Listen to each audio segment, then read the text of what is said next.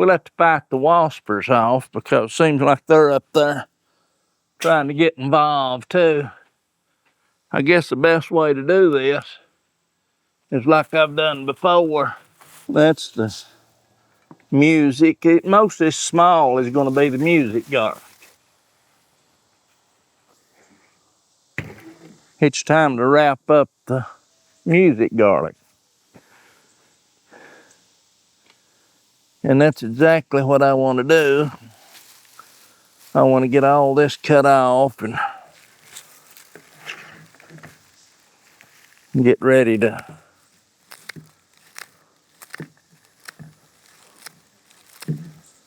clean it up, get it bagged up. We done elephant garlic the other day, and we're going to try to get this took care of today and get this off of our mind. You'll see what I was talking about in this when we get this all ready to go. Now this is elephant garlic. I'm just going to kind of lay it in there. We'll get it last.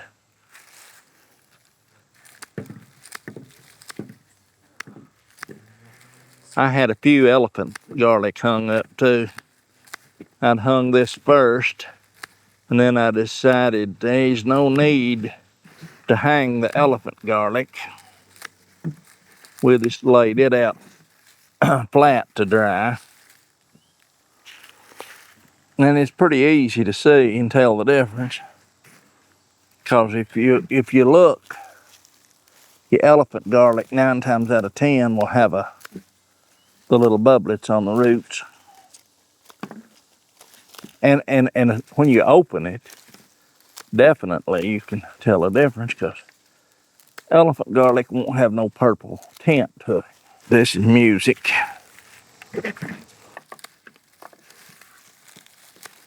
I like growing garlic. It's enjoyable. And it's something that you can grow and deal with when other things are coming to an end. Like, see now this past year on this garlic, I didn't plant this garlic until it was in November. And I always have my garlic close to the 1st of October in the ground.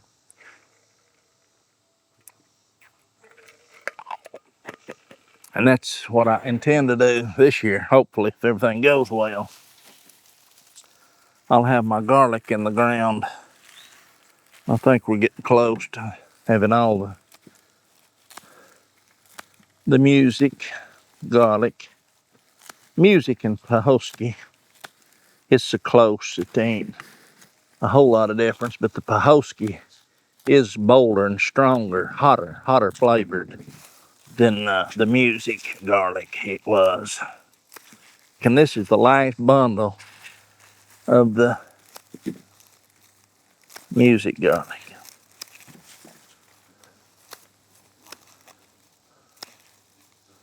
That's the bad thing about, it wouldn't be bad and hard to do if, I'm talking about keeping it separate when you're growing multiple varieties. If you was doing it for a living, it would be a different story. Now what's left in here is elephant garlic. Yeah, I'm pretty positive it is. Yeah, we'll deal with that here last. And I'll just start snipping her off here like usual. And I do think that I trimmed a few of the elephant off in here.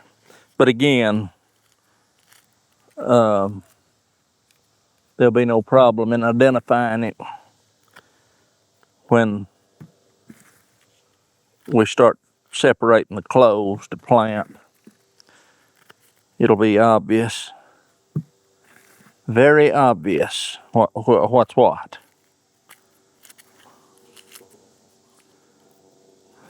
Because the music and the Pahosky will have a purple cast to it. It'd be purple. I'm gonna try to get through these, pretty swift here, because I don't want to sit out here all day keeping you tied up with garlic. Unless you're a garlic lover and you don't mind it, then I'll get these snipped, and after a while, when we get most of these done here in a few minutes, I will we'll break some of these open and see how they're coming along inside. Because you got to understand, the bigger the garlic, like the music garlic when it was big, when it was big, takes longer to dry out. It don't dry out near as fast as the music garlic does. The music is smaller, and it could just be the kind it is, but it seemed to me like it's got a faster drying time. It'll cure quicker. I think because it don't hold as much moisture, wouldn't you think? I just hope all the cloves is in good shape. Some of it looks pretty rough, but you'll always have a few bad ones in the bunch. I'm glad this ain't apples, because if it was, it would be a mess if you put bad ones together. They say one bad one ruined the whole bushel, and that's true. I could sit here and try to clean them real good, but we ain't got time to do that. And furthermore, when we handle these a time or two, it'll knock some of the excessive crud off of it. I used to wash these the day I pulled them. I'd wash them, rinse the dirt and stuff off. And now there's one that feels too dry. I'm gonna lay it right over by my cup. We'll bust it open and see what it looks like. I'd say it's no good. Lots of little garlic. But I tell you what, this little garlic's flavorful. It's flavorful. It don't take much.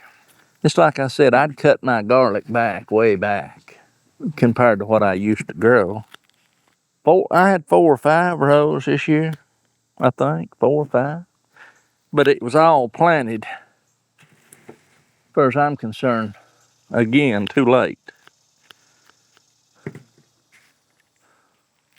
And I tell you why I done it. And it's still, of course, now, there was one row I was beginning to wonder, if you remember, whether it's even going to come up.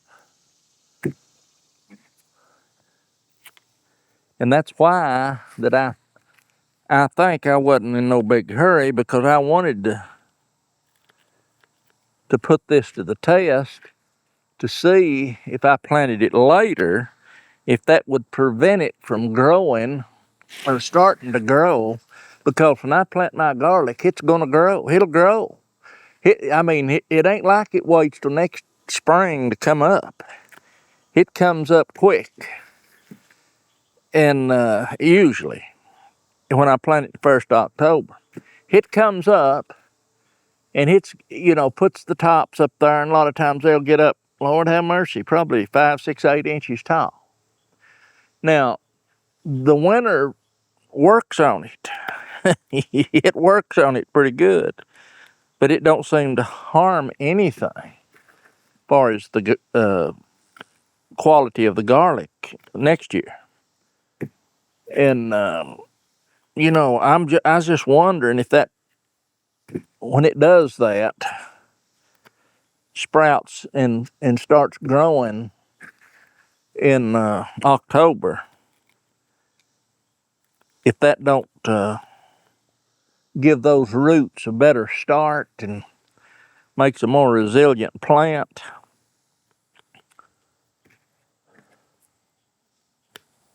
again, I'm just assuming and thinking out loud.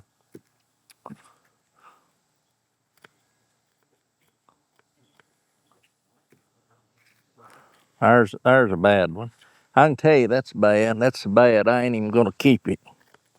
It's soft. I mean, the whole package felt dried out. When you get a hold, all you have to do is pick one of these up. You'll know if it's a good firm head.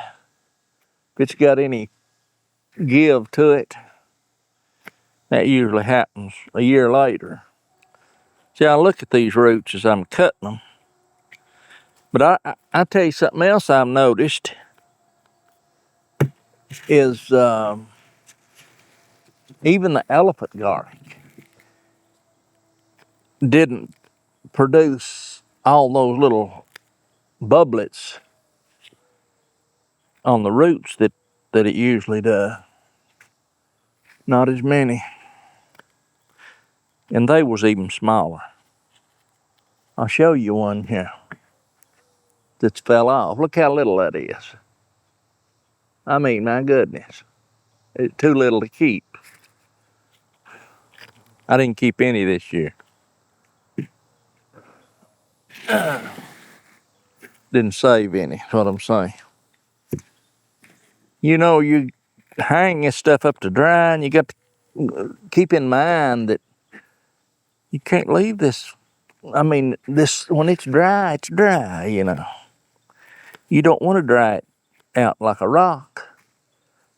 You've got to dry it and then let it get to a certain point, and then you've got to kind of stall that out. See, there's a bad one. I'll lay this in over here.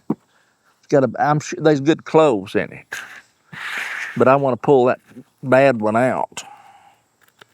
I want to check and see what's in there when you're going through your garlic. Oh, that's got a little, that's softer on that one. So get it and take it out.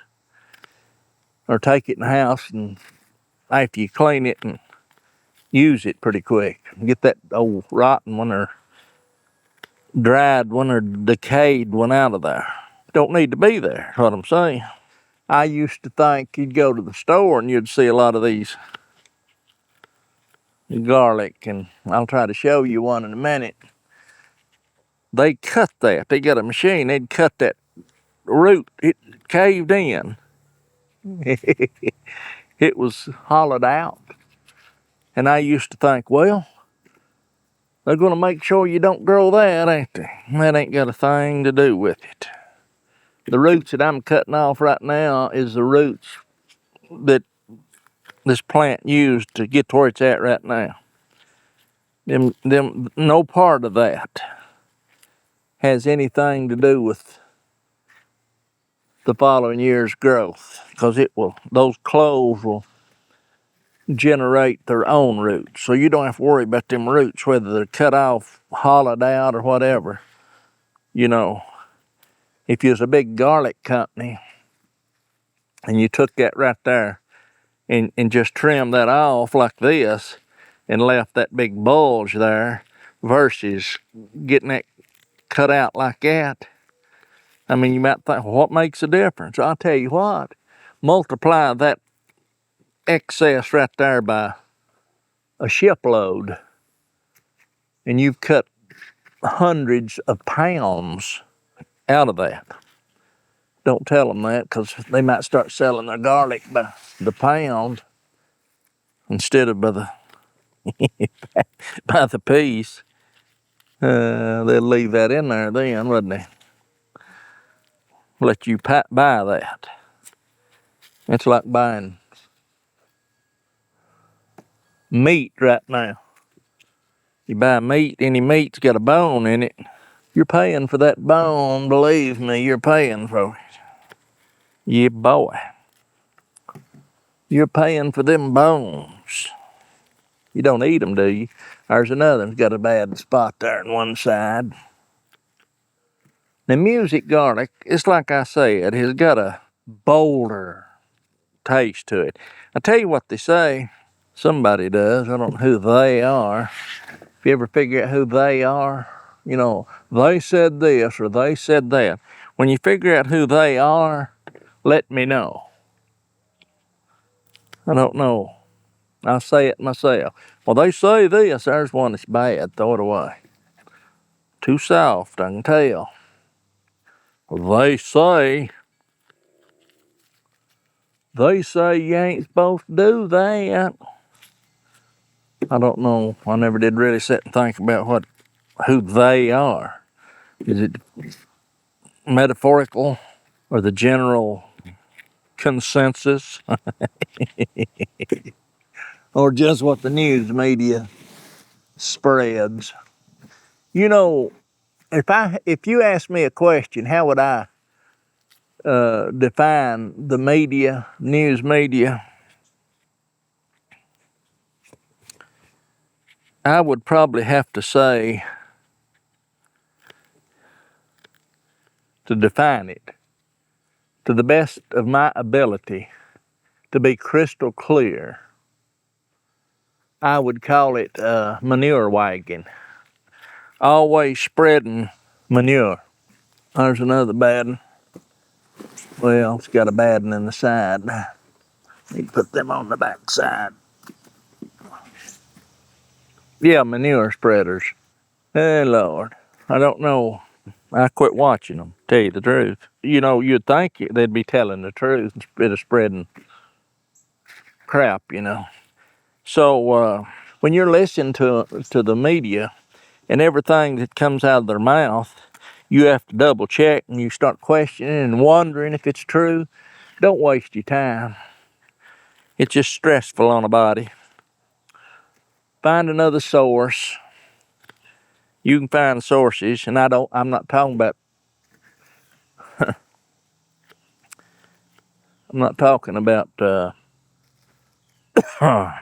social media news. Of course, you'll learn a lot there. Hardest thing is, again, is distinguishing, is this real or is this AI generated? You know, something like NASA, the CGI images that everybody thinks is real. I mean, come on, people, come on. I understand how that you can, and that's exactly what they do, is feed the youth and a bunch of nonsense. You know why? Because they know they number one, they know that that's the future. They know that those children are the future population, the future future people that will be running the show, and they want to kind of train them to, you know, to their agendas. When you get older and you've actually got a timeline there that you've lived through, that you can look back, and then the stuff that you've gleaned over the years as you were growing and maturing, you've got a graft or a record to look back on. And if you've got a memory, a pretty decent memory, that can be a blessing and a curse sometime.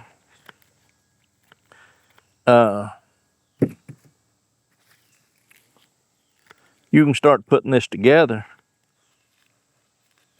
And it's better to do it on your own observation instead of listening to me or the media or anybody else. But I'm saying, you've got a brain, use it.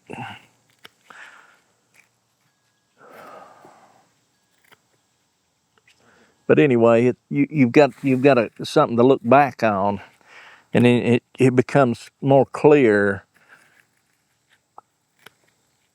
of. And again, I'll have to put it this way: I don't know. I don't think it was intentional. I don't think the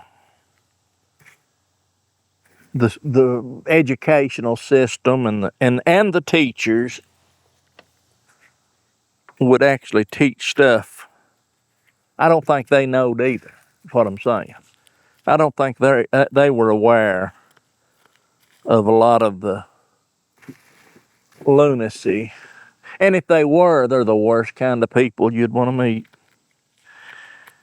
But I think they were doing it in ignorance too. I mean, teaching a lot of this stuff. And I mean, I'm not saying, when I say a lot of this stuff,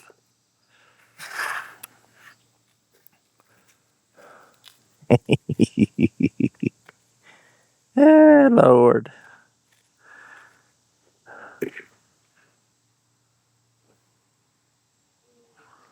Let me skip that for right now.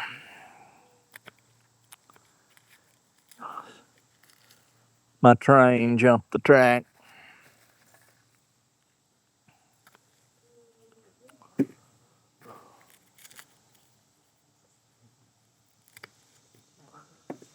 Focus on the garlic here a minute.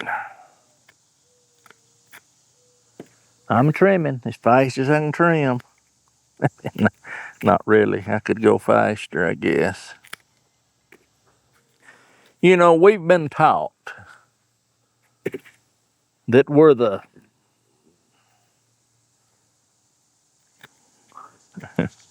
that we've evolved into the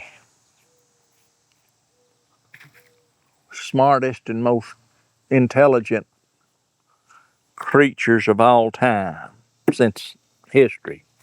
Well, you would think that if you believe in evolution,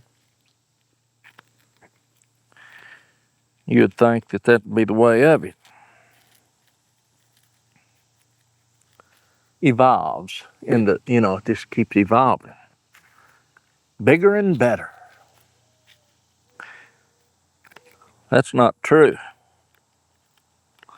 This whole shebang is degrading, degenerating, right in front of her face.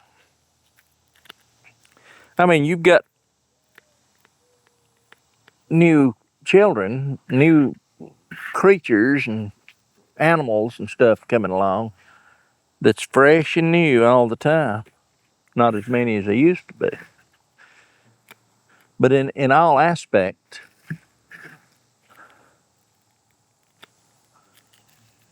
it's going in a bad direction. It's not evolving, it's degrading. I think the Bible talks about weaker and wiser.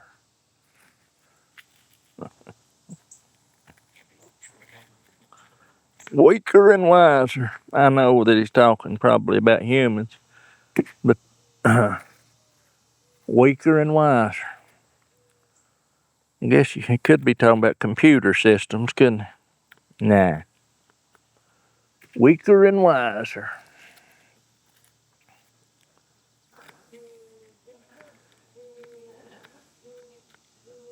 You know, we'll toss that too.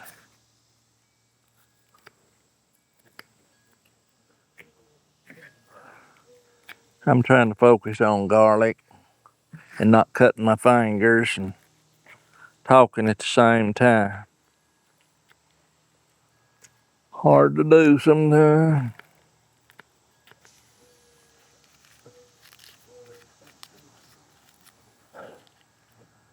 You start trying to explain stuff here, and you have to kind of bridle yourself.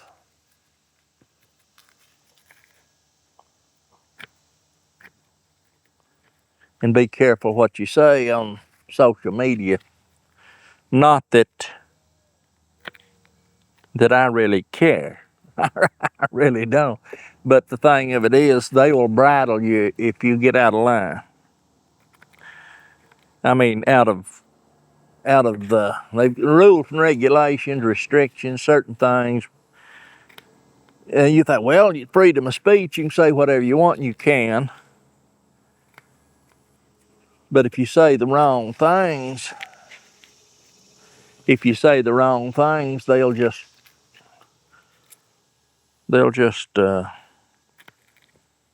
fix you where nobody can listen to you. They'll fix you where nobody can find you. They'll send you into cyberspace. They say they don't do that, but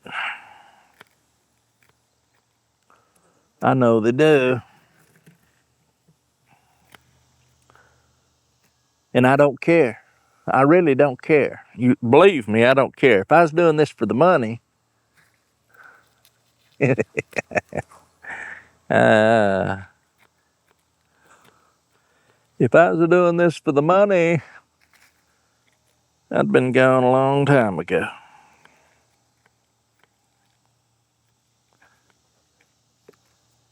Sometimes I wonder if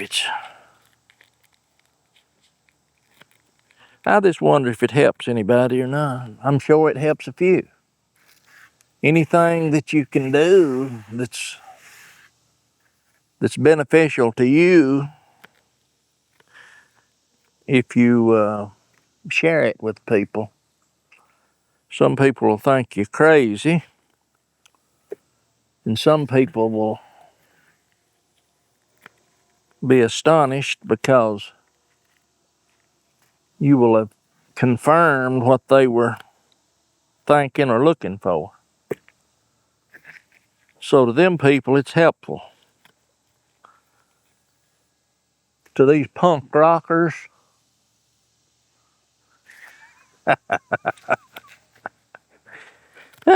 these purple-haired morons, stuff like that, see, people don't like. Well, I don't care. I don't like purple hair. Yeah, Lord, I think it's a complete joke what this world's come to. There's another one that's completely rotten. And, you know, I've noticed that when this garlic, you have a lot of this garlic, well, I ain't had a lot. I throwed, what, 4 or 5 away? Most of those will be in your music garlic and garlic like that. Very seldom do you ever have elephant garlic. Very seldom did I ever have elephant garlic that done. I have a few along, you know, 1 out of 1,000 maybe, that you'll have trouble with. All right. So let's, I'll lay them cutters right there. Let's wipe this off and make us a little room here, and we'll bag that. And then we'll bag that up right quick. If I can find my bag. Oh. Did I bring 1 or 2? I brought 2, didn't I? I don't think I'm gonna need 2. We'll bag this up. Start bagging it up.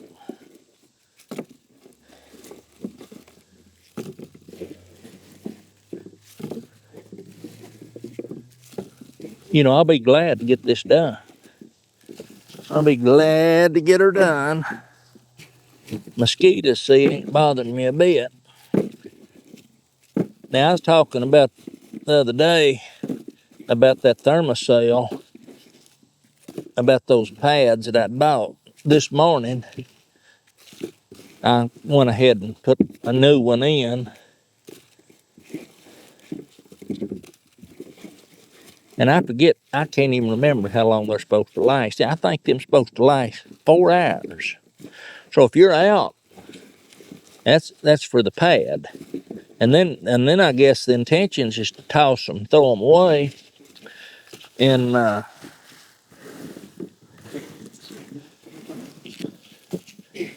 put you another in. Well, if you're out there for 12 hours, and if you're needing it, I don't know if you'd need it that long or not, but that's 3 pads. That's why I say they're expensive. They add up. You know, just buying a little pack, it's if they'd last a long time, their price wouldn't be too bad. But if you go by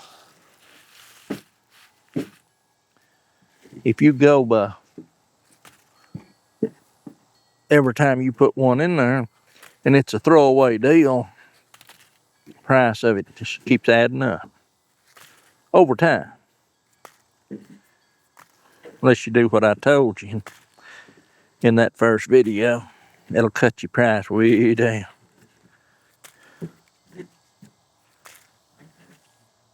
I need to make a correction too. When I was talking the other day, I need to put that in the descriptions of that other video. I think I called that permethrin that that you mix with water. Permethrin. It's permethrin. Not permethrin, but permethrin. Permethrin, I think's how you pronounce that. I'm sure there's a difference.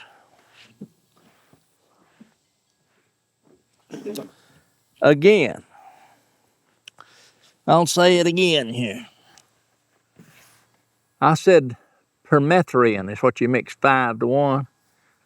It's permethrin, not permethrin. Permethrin, I think's how you pronounce it. And that's all I got to say about that. Go back and watch the first video about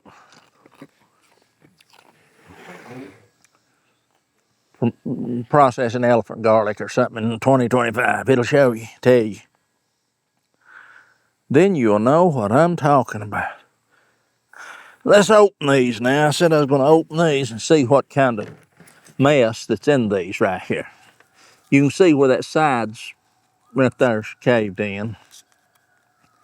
And what I'll do is I'm going to rip this open. And I want to see right there. You can see how this sail right here is it's just rotted away. Just that simple. Just rotted away. Now what I'll do, I'm gonna dig that out of there. I want that out of there. I'll cut that off, get that out of there. Yeah, get it out. Now you can see, I throwed that out. Now you can see the adjacent one right beside it here. See, it started decaying into it. And it's went into that. Like one bad apple will spoil the whole peck or bushel or whole bag or whatever. There you go. So then I look at these,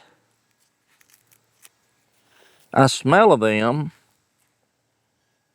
and that smell will, I'm not keeping any of them. I don't like the way they smell. And this one, I'm not even gonna open because I can tell you might get 1 or 2 cloves. Don't wanna keep them. This one's more solid. Let's try it and see what it looks like in there. Now, that's that one. Now these were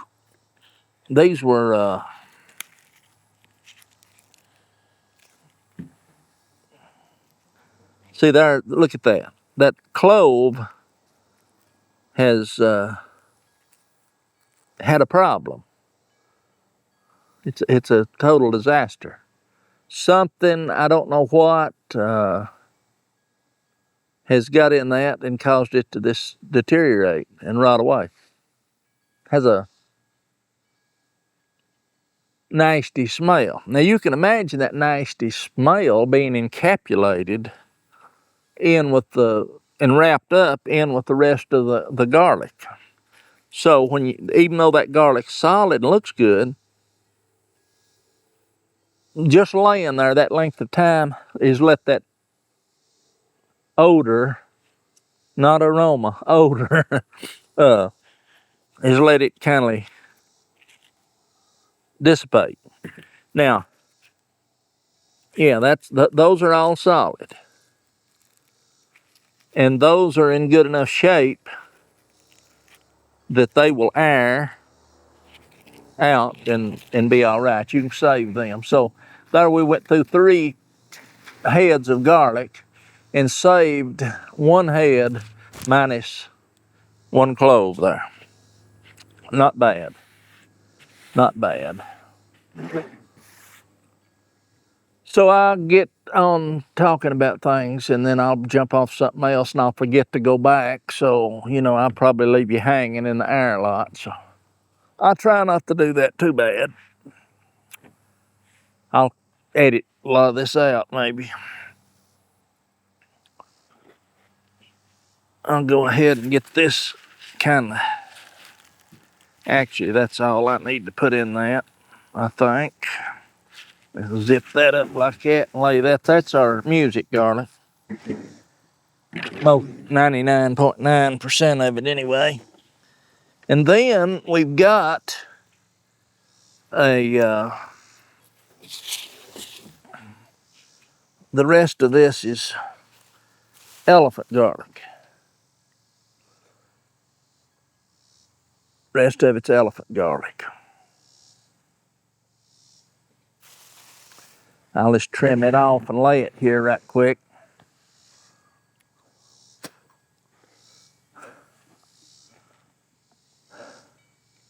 I hate to keep dwelling on garlic, but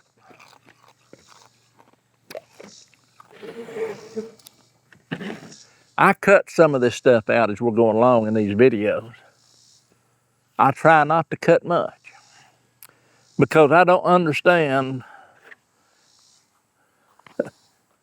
I mean, if you see somebody, they pull the garlic up, then the next time you look at it, it's all cut off the stalks. You see me cut clip, and then there it is. Probably be better off doing it that way.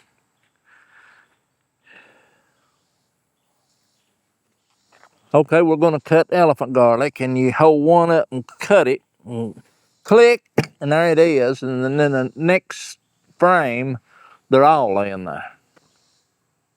When you see somebody cut one, you see them cut them all, I guess. Look at that, like that, see? But I am just stupid enough to film every bit of it, just like this.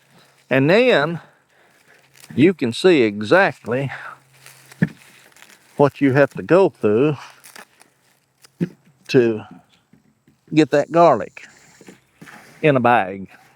It's like that. I mean, really, it ain't no big deal. Especially if you're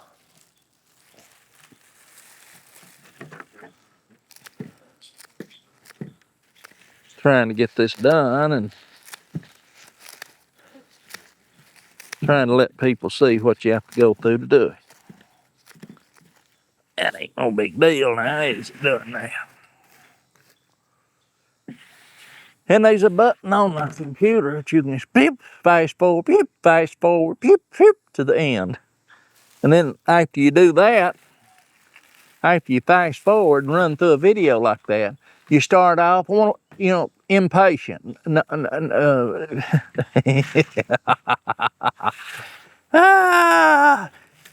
people are so impatient. But anyway, they'll just click through, click through, click through, click through. And then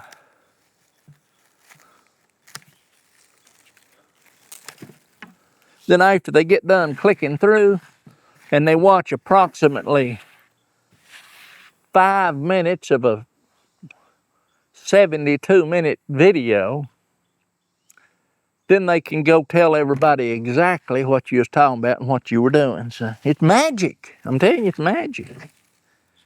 And same way goes with if I don't show people. If I made a video, just click, click, click, click, click, and you're through it, I wouldn't expect you to know what was going on either. But now that was a big bunch of garlic right here that that we had in this wagon. I'm talking about this. And then once you trim it, you see that you ain't got much there. I mean, not the volume. This is elephant garlic. Is what I had hung up. And I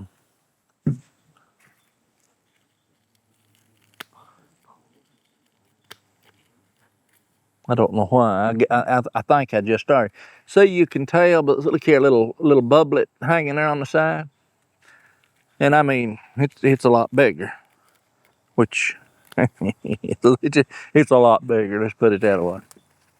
Here's the normal size of my elephant garlic, and that's not a big one. That's what I usually grow.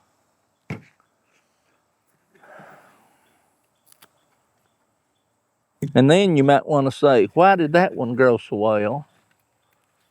Why did you have a few that done pretty good? Most of them didn't. I'm going to do my best to figure this out. I'll do my best to figure this out. And when I told you that I've got pretty good ideas of what happened, let me just stop here a minute, because I can't do two things at once. So when I said that I've got a pretty good idea of what happened to my garlic, and I've got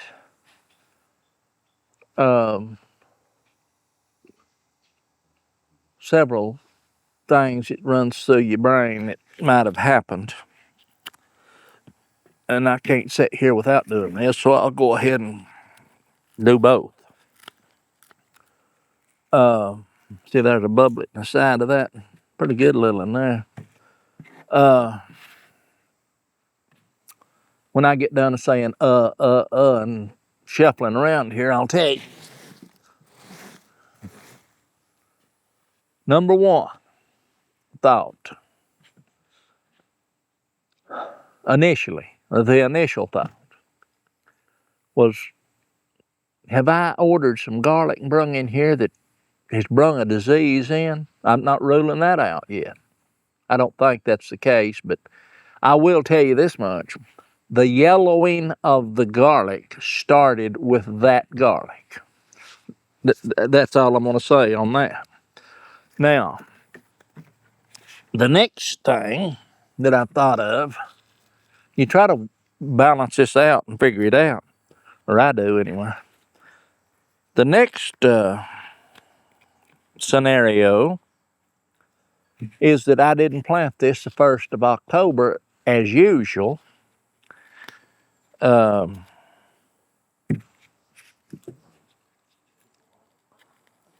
It's a bad one. I ain't even going to open it. I planted in November. So then I get to thinking, well, if I planted in November, would that have made any difference? Talking about chill airs, well, it wasn't that cold. So you couldn't factor the chill airs in, but you could factor the time in of the root growth. Because I had one row there of elephant garlic, the row to the right. I was beginning to wonder if it was coming up, and it was the last row that I planted, the last row. Some of the others, the first ones I may have planted a week earlier, and they come on. And the last one I planted, which they were all planted in November. Some later in November than the other.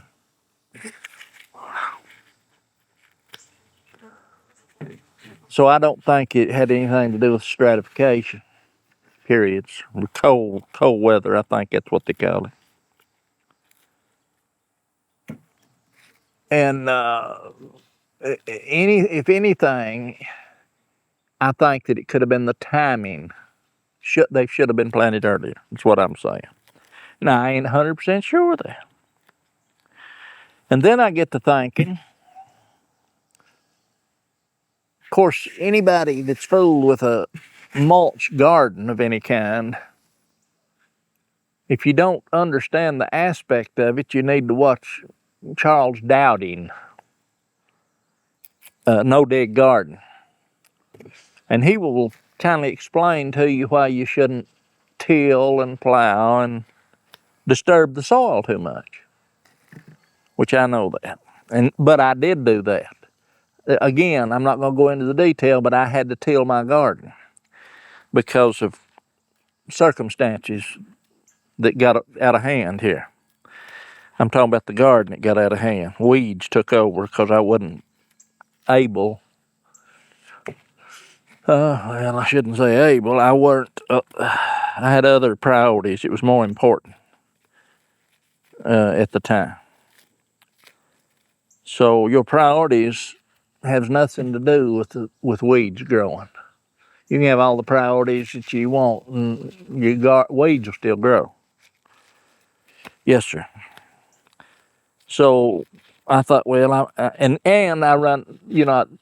I didn't have a supply of mulch. I didn't have the time to get it on there. Let's get off of that one. And that could have been a factor in this garlic. And then when I got the supply reestablished of mulch, I decided to start my mulch garden back.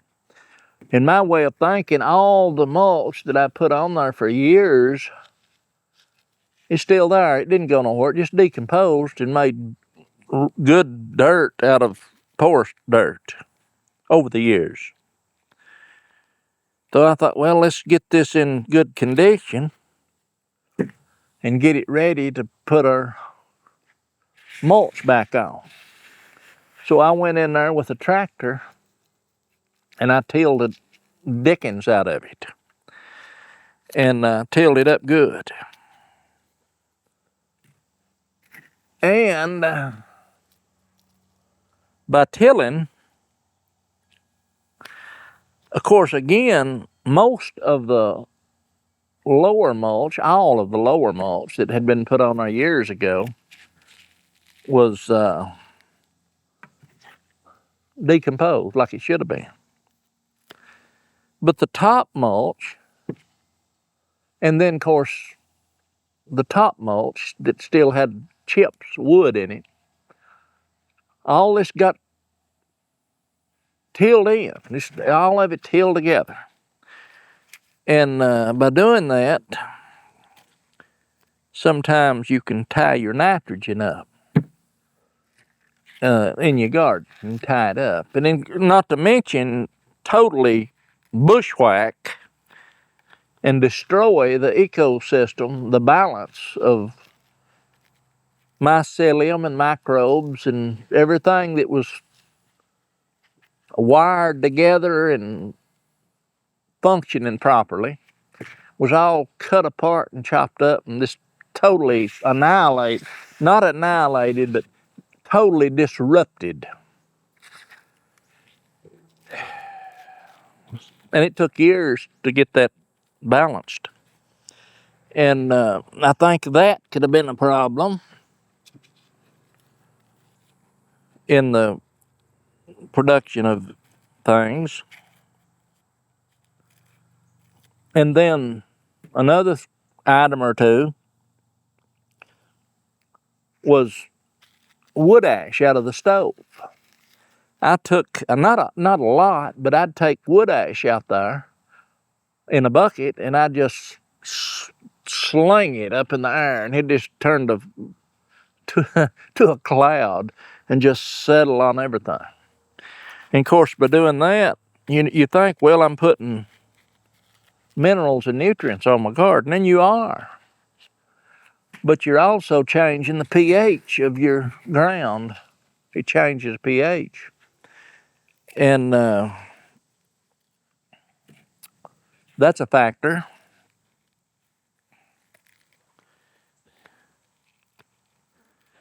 And when you've got all those options,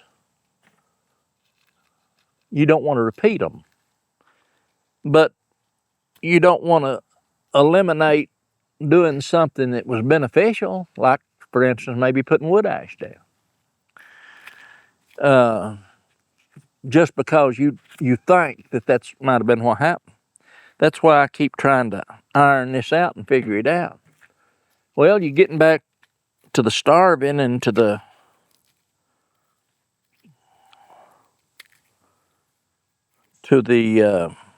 lack of nitrogen. Well, when you've got things growing on one side, and I understand everything requires different amounts of different things, but when you've got stuff growing on one side that's black, dark green, and flourishing,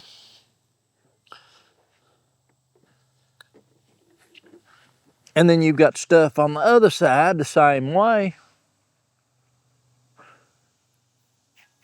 and then you look at the garlic in the middle and it's yellow, like it's starving.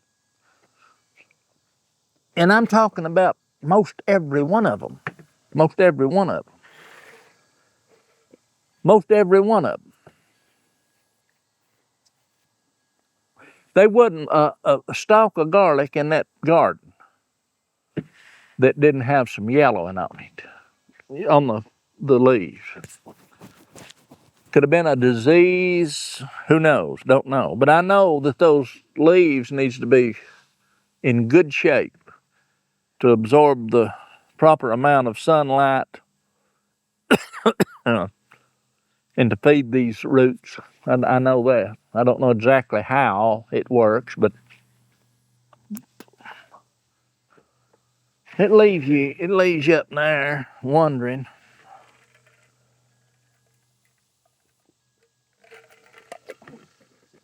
So one may ask, what are you going to do about it? Now, I can just go back out there this in October. What are you going to do about it? Well, what am I going to do about it?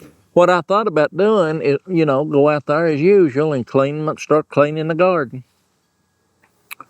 And get all the crud out, the leaves, the roots, pull all the weeds that's growing, as usual.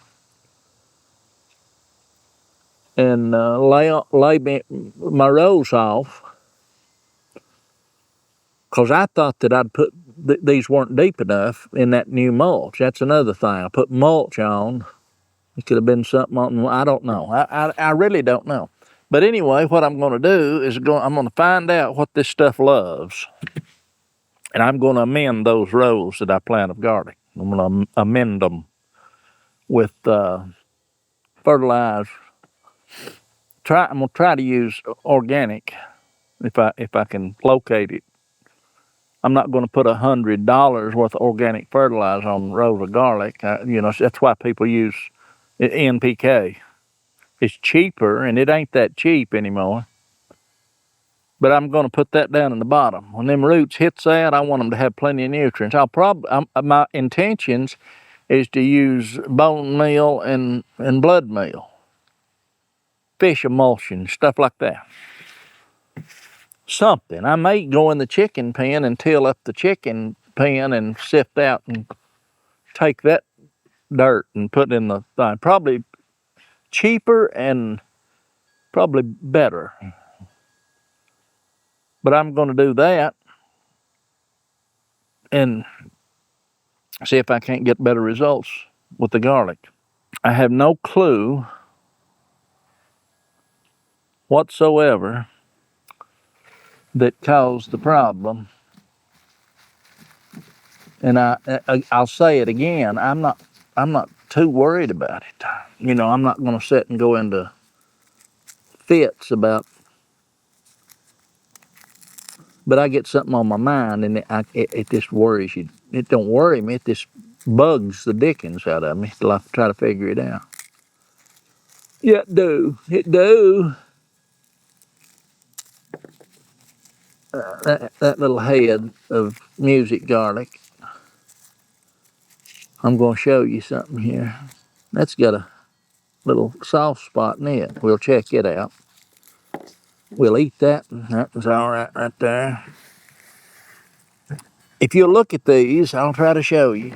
I hope you can see from there, but I'll try to get some of this, more of this paper off.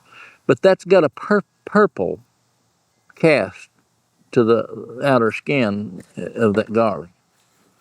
Purple, kinda. This is music, or Pahosky. Music or Pahosky. What'd I do? I just raked that off somewhere. That's alright. I'll look. I ain't worried about it. Anyway. And I'll take this one. It just automatically opened up and dumped out. This is your elephant garlic, and it's more brown looking. The skin on it's browner. And this right here, you see one's brown looking, and this has got a purple haze to it. Music elephant. And that one that had a spot in it, let's open it up and see let's see what is cooking in there.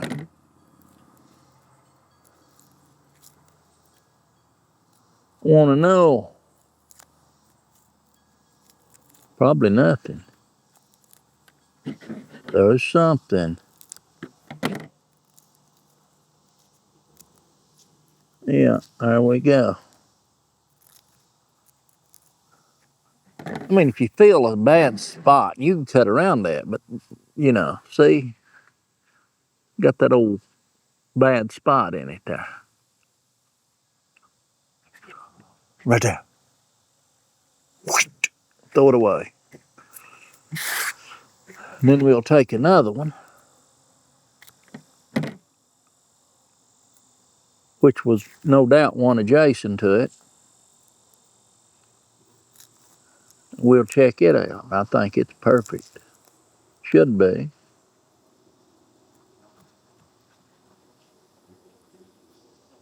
Yeah. I'm going to taste of this.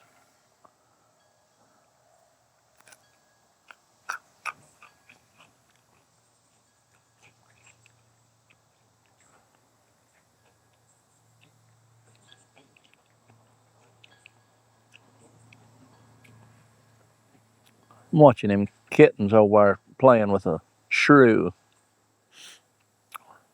or a mouse. One.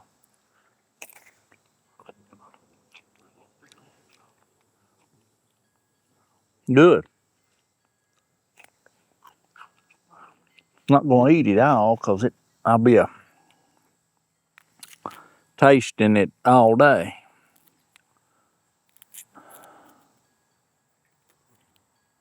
Good for you.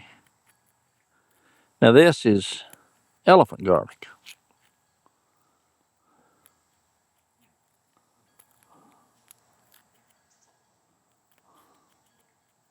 Now see, this elephant garlic's got a little spot right there in the side. It just could be where I dug in my finger now. No, it's over here too.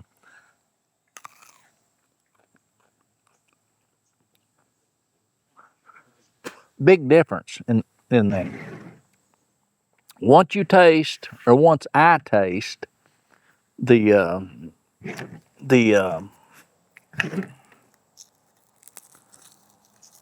music garlic, and then try to go back and taste the elephant garlic, you'd be better off when you taste testing something. Taste test the elephant garlic first.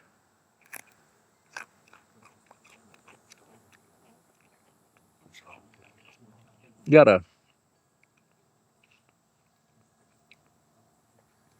a distinctively different taste.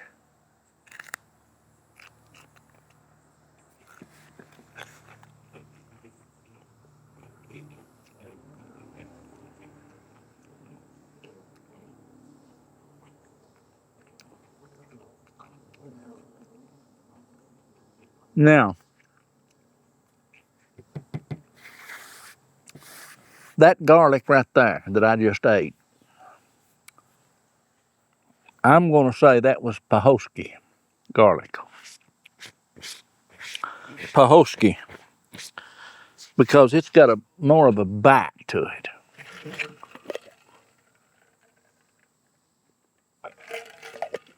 it. More of a bite. Let me check my little. Yeah, it's cooking. It's hot.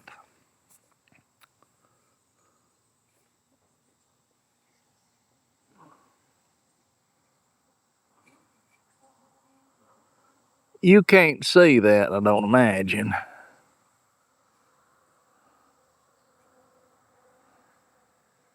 You might be able to see it to this black shirt.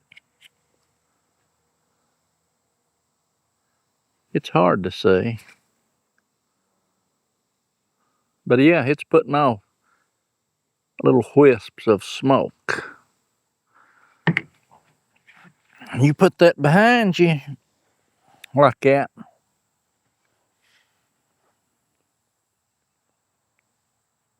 Mosquitoes won't bother you. Now, if you was in a swamp somewhere, it might be a different story. They might be a lot more hungry. Got little old sweat bees. They're wanting to land on top of that.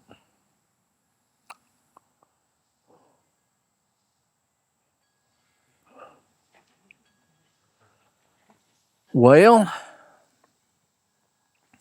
I'm going to go in the house in a minute, and I'm going to get that other basket and put this garlic in.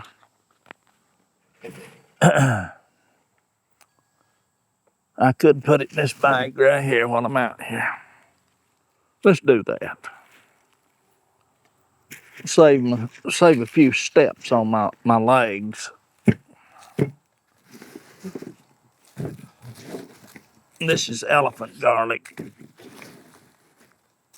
Now, you know, when you're making black garlic, it takes a lot of garlic. You can go through a lot of garlic.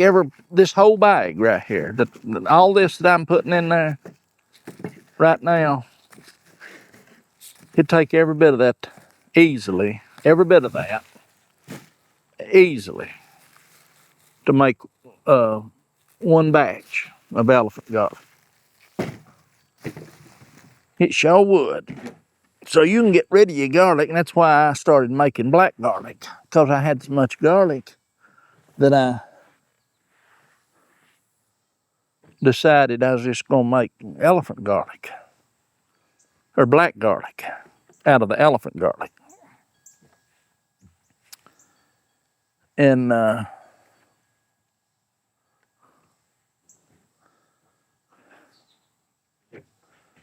that's what I done. You know, I've seen a lot of changes in 65 years. I've seen people come and go. I've seen people go that was here before I got here. This old world sitting right here under our feet, it just keeps clicking on, don't it? People come and people go, and this world just keeps clicking on. You look at the side of a mountain, and well, it was there when I was born. It'll be there when I'm gone. Perspective, individual, human perspective. What people are trained and educated in different manners has a bearing on the outlook and outcome of individuals. Then you try to simplify things, and you try to make things simpler, easier to understand, and it gets right down to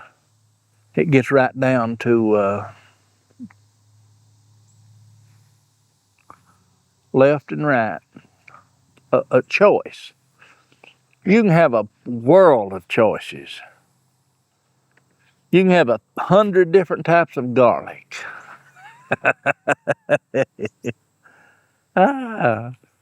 Just choose one and plant it. Preferably one that you've already tasted and that someone else has grown, and you can taste it and see if you like it. And oh, that's good. That's the kind I want to grow. If you just start planting this and that, it's going to take you at least a year. It'll take you almost a year, right at a year, to plant your garlic and dry it and taste it. Not hardly a year, but right at it. You get to taste it sooner. But to get to this point, it'll take you at least 10 months. So once you've figured out the kinds you like, next time you choose, be quite simple, wouldn't it? I like music garlic. We'll plant music garlic. I like elephant garlic. We'll plant elephant garlic. I don't care much for Pahosky garlic. Well, don't plant Pahosky garlic. Lord have mercy. But it boils down to a choice that you've acquired the taste for, or you're searching for a taste. But once you discover that this is the type you like, that's what you need to go for. There's two choices a person's got. And if you want to know the confusion, a lot of the confusion that goes on globally right now is those choices. You've got this one that believes this way, scripturally, I hope, according to the Holy Bible, I hope. And then you've got this other side over here that believes in their book and everything this book says that even an imbecile should be able to understand. This book believes exactly opposite of this book. So as long as this book and this book, let me rephrase that. As long as this book is in contrary or contradiction to this book, there'll never be peace on this earth. And you can figure it out. There will never be peace is if you've got, I say the right book and the left book. I'm going with the right book. As long as you've got people falling for this lunacy, I call it lunacy because I believe in the right book. They will always be conflict. There'll always be battles and wars and murder. It'll get worse and worse and worse and worse till it comes to an end. Until Jesus Christ returns. That's what will put it to the end. Not this not this book over here. So if you think that you can go to the Middle East, as P.K. Jones said, today, tomorrow, and the day ho-ho comes, and make peace, as long as you've got that conflict right there, it will never happen. The reason that I say that is because it's basically written down many, many, many, many years ago, hundreds of years ago. And so it's in an uproar. It's just, the turbine and turbidity is churning, boy. And it kind of gets spooky. But this Wright book says you ain't got nothing to worry about. I don't worry about it. I'm highly concerned at the way things is going. Food is something that a lot of people is they just they just factor it in as it's always going to be there, and it will be there as long as people grow it, and as long as you've got a big pretty field of produce out here that's growing and been manicured and looked after and took care of, and then a big flood comes through, or a big tornado goes right down through the middle of it, or a big bomb lands in the middle of it, it would blow people's mind totally if they actually knew where most of the food was coming from and how much of our food has been left to other countries to grow. And then when it comes right down to it, when the rubber meets the highway, those people that are sending food to the United States of America, if it gets to the point that they're in a shortage, you think they're going to send the food? Now America would. They'd have a big they'd have a big national oil reserve, and then you put the wrong person in over it, or they put themselves in over it, and then sell it to China, and that's your strategic oil reserves, and you deplete it and just sell it off. You either some kind of idiot, or you've got other things at heart. It ain't for the interest of the American people. Best thing to do is do your very absolute best to produce as much as you can for yourself, and hope and pray that you never have to feed yourself or supply your every need yourself. If you have to go out here and grow everything if you have to produce everything that you consume, and you're going to rely on yourself solely to do it, to miss out on a lot of things. Right here, it'd be hard for me to produce salt. It'd be hard for me to produce salt. But if I lived by the coast, by the ocean, I could very easily produce my salt. But I don't have a source of salt water, and I don't know of any salt mines around here. So you're relying on salt. I don't know if people understand it or not, but you've got to have salt to live, or you will die. You will die without it. Oh, you're on a salt-free diet. You can't have no salt. Well, that's an oxymoron. If you put yourself on a salt-free diet and have no salt, no salt, you're going to die. You've got to have salt to thrive, to live. Oh, you get enough in a can of chicken noodle soup. Yeah, you get the wrong kind in chicken noodle soup. That's not the healthiest salt. Mineral salt. If I was,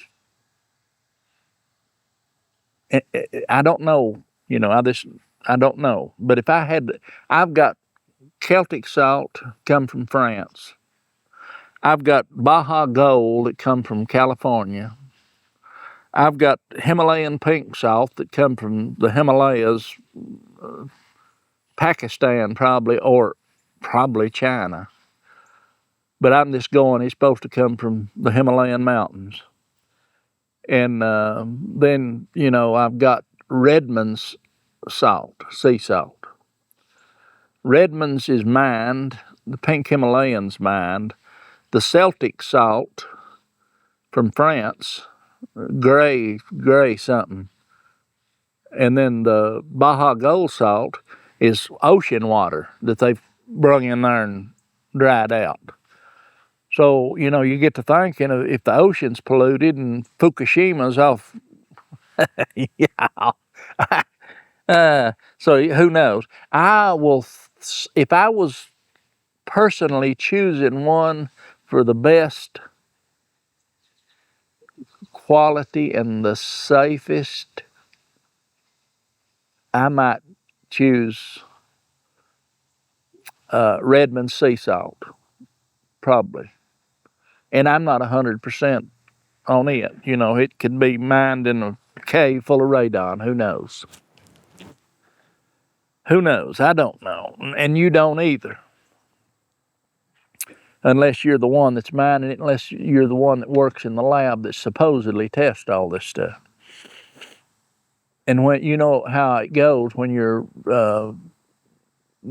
when people are doing stuff for that almighty dollar, they let stuff slip past, and even the inspectors and the testers at the labs get a little kickback under the table, and whoo, 100% pure.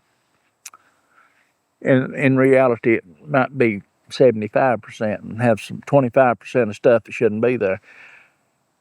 It's sad to live in those days that people will lie like a dog, and I guess that it's been that way since the beginning of time. And it will be that way until the end of time. I'm about 95% positive. The time as we know it on this earth.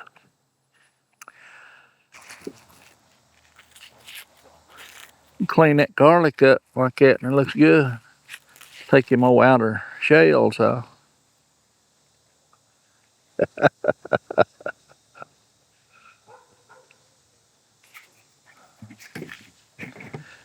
All right, I guess that's enough damage today. I'll take all this stuff and go back to my house. It's a nice day out, by the way. Puffy clouds, blue skies, no jet trails, no chemtrails. I thought I'd go ahead and get this over with, the garlic.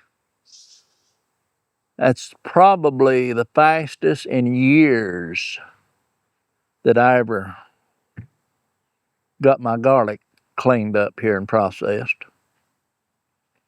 But it is done. Zero. Nothing, no more garlic to do this year.